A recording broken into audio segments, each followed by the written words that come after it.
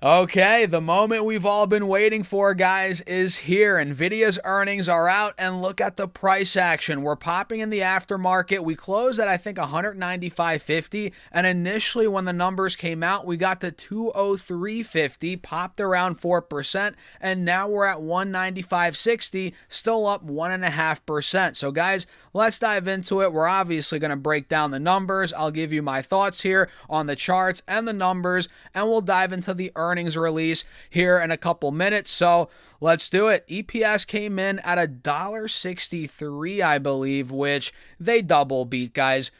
Surprise, right? I mean, it's Nvidia. I mean, actually, $1.62 adjusted EPS, excuse me, that beat the $1.53 expected, and sales came in at a record number, $68.12 billion versus $66 billion expected. So not surprising at all. We all knew that they were going to double beat. It's Nvidia, right? And what we were all paying attention to is guidance. And holy smokes, man, for Q1, they guided Q1 sales of 76.44 on the low end to $79.56 billion, right? Versus $71.96 billion that the analysts were expecting. Insane guidance for Q1 out of Nvidia, and their gross margins, guys. I mean, come on. For Q1, GAAP and non-GAAP gross margins are expected to be 74.9 and 75% respectively, plus or minus 50 basis points. What are we doing here? I mean, this is insane, man. And the stock, again, broke right through 200. We got the 203, and this triangle and the cup and handle that we were calling out many videos, or not many videos ago, but in many videos, that's playing out clear as day now. We're breaking out, and we're at multi-month highs on the stock. Now we're about 10-15 bucks away from all-time highs, and I know there are a lot of people thinking, oh my goodness, is Nvidia going to do what it did the last two quarters when earnings came out, right? Which what happened was the stock went up, right? Or I think, I don't think, I know. The stock went up into earnings. Earnings were good, and then boom, we saw a sell-off afterwards for quite a little bit, especially here last time they reported, and 2 times ago it saw not as crazy of a sell-off, but still, we got a nice run into earnings. Earnings were good. They came out, boom, we dropped off. So that is on everybody's minds, my mind included. So what can we do here to potentially minimize our downside, or not necessarily our downside, but hedge against our downside, right? You could potentially, let's say tomorrow Nvidia pops to, let's say 205 or whatever, or it's at 200, 195 even, you could sell covered calls, right? That's one thing that I'm considering potentially, but then again, you have to consider the risk. You cap your upside. That is the risk with covered calls. But one thing you could do here is, okay, if you think Nvidia is going to go back down to 180 bucks, to 175, 185 even, similar to what we saw last two quarters, you could be like, all right, I think it's going to go down after earnings. Let me sell $215 calls that expire, I don't know, in 30 days or 45 days, right? Or let me sell 212.50 calls, whatever it may be, right? You can manipulate the stock price, but that's one thing you could do. Collect premium, and let's say it does go down in price. At least you got that premium, right? You got the couple $100 per contract in premium, which is what we're looking at right now for 30, 40 days out. And you can keep it pushing, right? Hold the stock, boom, it goes down. You keep the premium, and you can do the same thing next month. So if you think, that's one way you can make some cash on top of your shares here. But for me, guys, look, I didn't sell calls because I don't want to cap my upside here around earnings, but it's always on the table. It's always on the table. And right now the call's going on, which I'm going to get to the call after I make this video. But yeah, I don't want to ramble too much on options here. The point is the chart is looking good. We're breaking through here, and they double beat, and Q1 EPS came in, or a Q1 guidance, was phenomenal. So let me now come over here.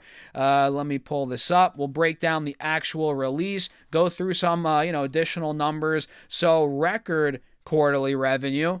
I mentioned that it was a record 68.1 billion. That was up 20% from last quarter. Think about that. 20% from last quarter, 73% from a year ago, and data center revenue came in at 62.3 billion, up 22% from last quarter, and what, 75% from a year ago? I mean, come on, man, this is nuts. And that brings record full year revenue of $215.9 billion, up 65% year over year. So Nvidia completely had a grand slam earnings report.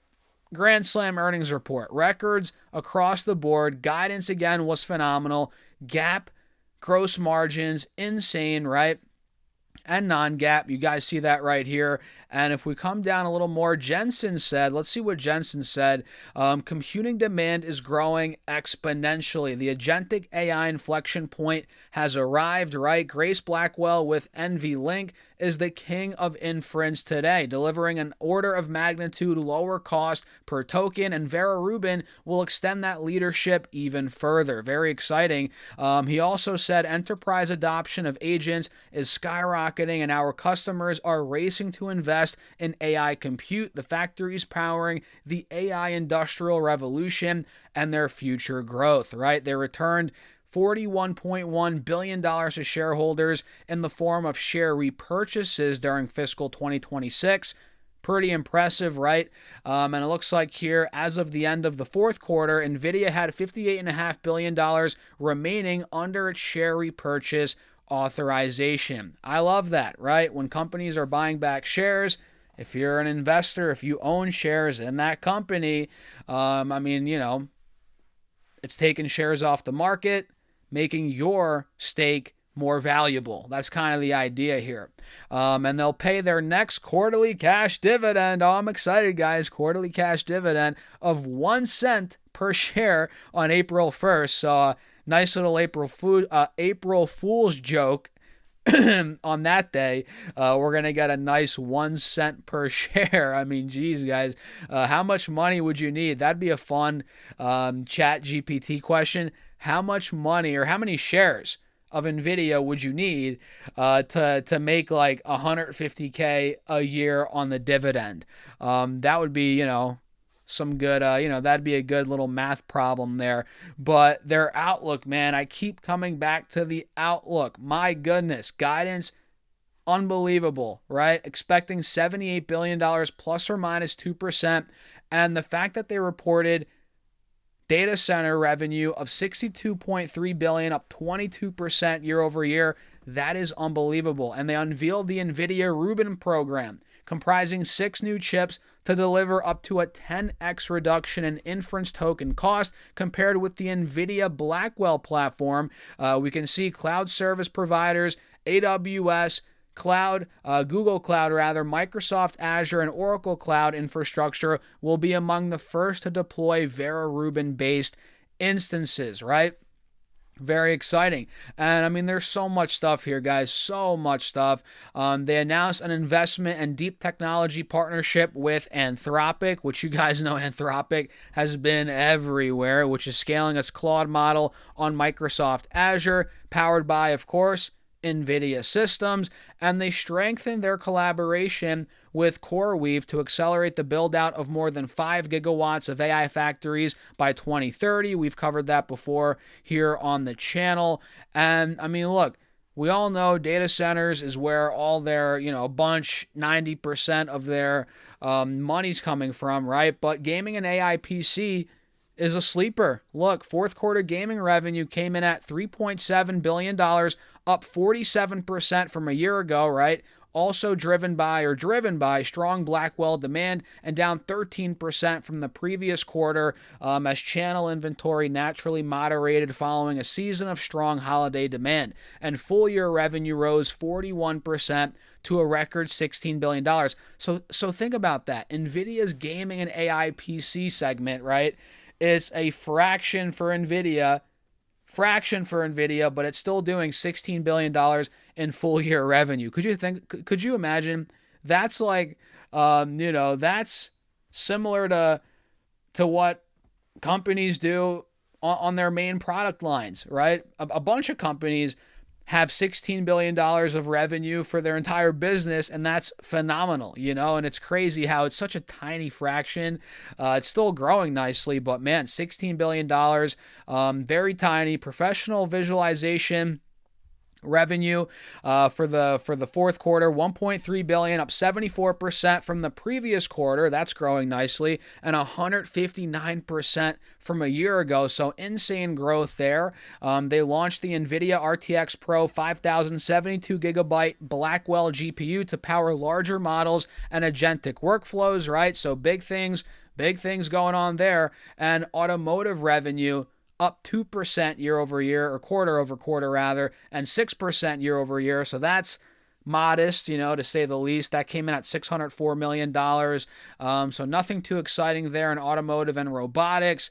But again, coming back to that revenue, that guidance, phenomenal out of Nvidia. And at this point, it looks like, guys, see, this is what we're talking about. The fear of it giving back the gains in the short term. It kind of just did that. You guys can see here, it kind of just did that as the call's unfolding. We can see Nvidia hit 203. Now we're down to 196. So we're down about 3.5% from that high. It's how it goes during earnings season, man. Which again, if you want to kind of make some cash here, collect premium, selling a covered call is not a bad idea if you think we're not really going to break through that 205, 210 yet. Now, I mean, if you're in covered calls, if you keep doing that strategy for the next couple months, you have to be careful, because eventually Nvidia is going to tear through 212, 215 plus, in my opinion, or else I wouldn't be in the stock. But when it's sideways, chopping around, it is nice to sell covered calls. But at this point, man, be careful. That's all I'm saying. We got the momentum back over 200. Yeah, we are selling off a little bit, during the call here. But what if this got bought up? We'll see, and I'm long either way. I own the stock. You guys obviously know that. So, man, what a quarter. What a quarter. We'll leave it at that. I don't want to have this video be too long. We'll keep it short and concise. What do you guys think? Let me know in the comments what you're doing. Are you selling? Buying more? Are you just holding like me? Are you selling covered calls, cash secured puts? What's the play here? Let me know in the comments what you're doing. Make sure to subscribe and hit that Patreon link if you want to see what I'm doing in my portfolio. Be a part of that week in, week out, options moves, trades, how I'm managing my money. And if you want to be a part of the private Discord, that's on Patreon down below. Also pinned in the comments, or go to stasurfs.com/Patreon. And with that being said, I'll see you all in the next video.